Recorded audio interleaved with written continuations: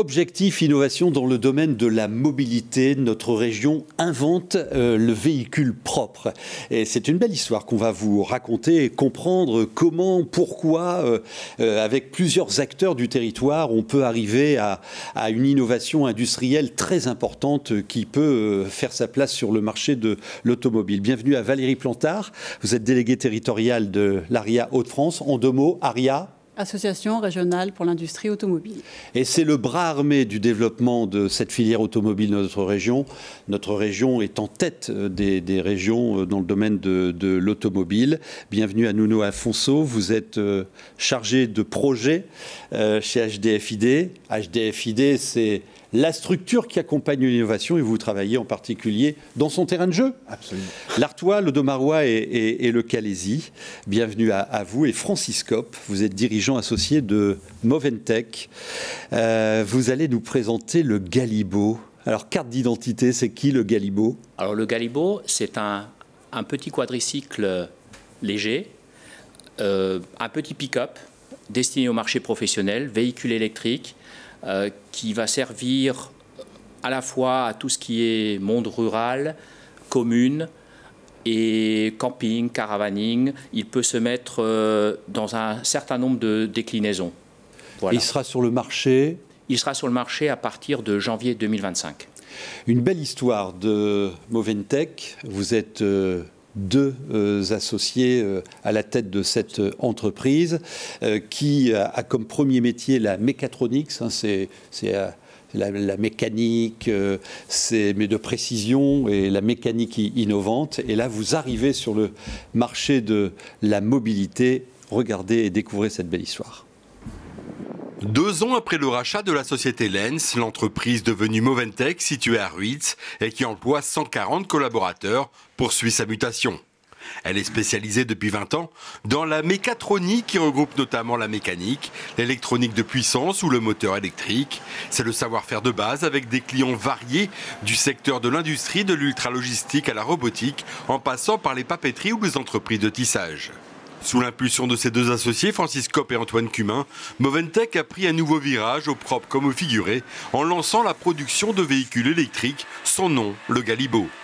C'est un véhicule sans permis, qui roule jusqu'à 45 km/h, qui est homologué pour la route aussi, et qui est destiné au marché professionnel dans son ensemble, et plus particulièrement à l'environnement rural, agricole, à tout ce qui est communal, pour tout l'entretien communal que l'on peut avoir, au camping, au golf, à la sylviculture. Ce véhicule d'un poids total de 470 kg, batterie comprise, utilise des matériaux techniques à l'image de la coque en polyéthylène, qui est robuste et qui peut reprendre sa forme initiale en cas de choc. Il est composé d'un châssis en acier, d'une coque en polyéthylène rotomoulée, des éléments de carrosserie en ABS thermoformés, et le tout est assemblé sur notre ligne de production pour en faire un véhicule complet. Ce véhicule se veut être une solution innovante de déplacement éco-responsable répondant à un besoin de marché. Moventech travaille avec des partenaires locaux, ce qui limite les déplacements sur l'approvisionnement des pièces. C'est un véhicule qui est, comme on a tendance à le dire aujourd'hui, frugal.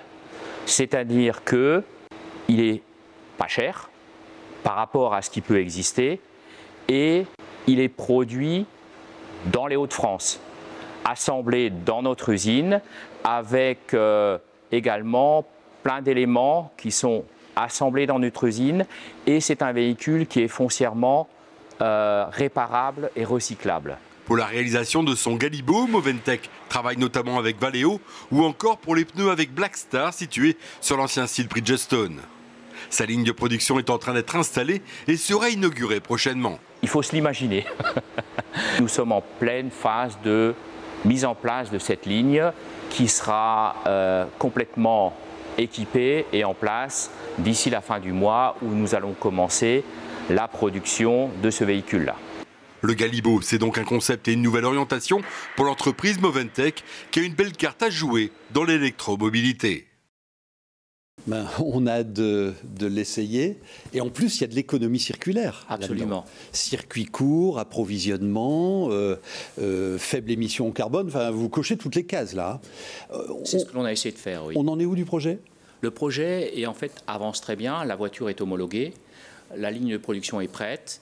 Nous allons assembler les premiers véhicules proto, on va dire, au courant du mois d'octobre et les mettre à disposition de certaines mairies de la Cavalère, donc la région du Béthunois. D'accord. Et donc derrière, commercialisation à partir du mois de janvier 2025. Ça, c'est de la bonne innovation parce que ça développe votre business, ça développe vos parts de marché également. Comment vous en êtes arrivé là à produire cette voiture ?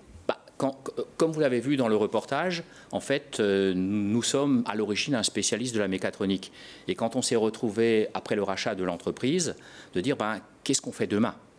Et qu'est-ce qu'on fait demain ? On s'est appuyé sur nos points forts. Et nos points forts, c'est l'électronique de puissance, c'est le moteur électrique, c'est la mécanique, c'est l'assemblage. Et donc on s'est dit, tout naturellement, vous avez toutes les briques. On avait toutes les briques. Allons dans la mobilité douce. Il faut se faire accompagner.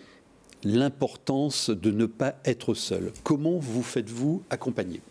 En fait, nous avons plein d'acteurs qui nous accompagnent, dont deux principaux qui sont ici présents, l'ARIA et HDFiD, en fait, qui ont été à chacun à leur niveau, à l'origine quelque part du projet. Je dirais que sans l'ARIA à l'origine et son aide tout au début, le projet n'aurait en fait jamais eu lieu.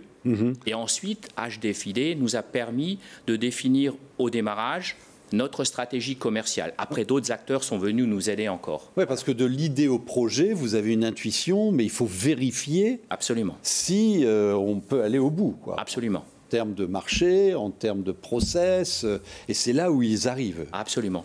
Alors, l'ARIA, plus précisément, c'est une structure bien connue dans notre région. Vous regroupez l'amont et l'aval de l'automobile.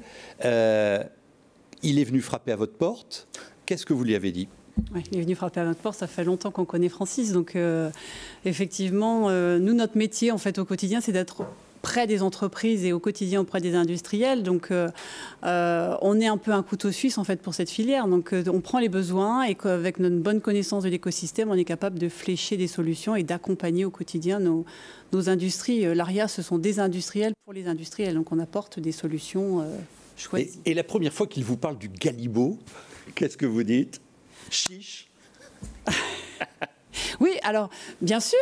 Bien sûr, après, il faut écouter toutes les envies et puis surtout apporter un conseil ciblé. Donc oui, et de toute façon, la filière, elle doit se réinventer, donc s'orienter vers les mobilités douces, oui. Et puis c'était un beau projet pour accompagner une industrie, une entreprise. Bon, on est d'accord, hein. Quand on n'innove pas, on stagne. Quand on stagne, on meurt, non ? Oui, carrément. Ouais. Non, mais l'innovation est le levier indispensable, et surtout dans ce domaine. Tout à fait. Oui. Et puis alors, quand on parle d'innovation, il y a le produit, il y a le process, il y a l'organisation, tout type d'innovation, en fait.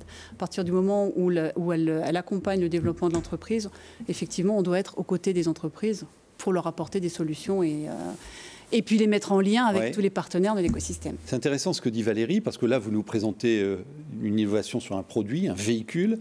Est-ce que vous avez aussi innové sur toute la chaîne, votre orga, les métiers, le fonctionnement ? Tout a bougé. Tout a bougé. Tout a bougé ou est en train de bouger dans l'entreprise. Aussi bien l'organisation que les métiers, que notre façon d'appréhender toute la chaîne logistique.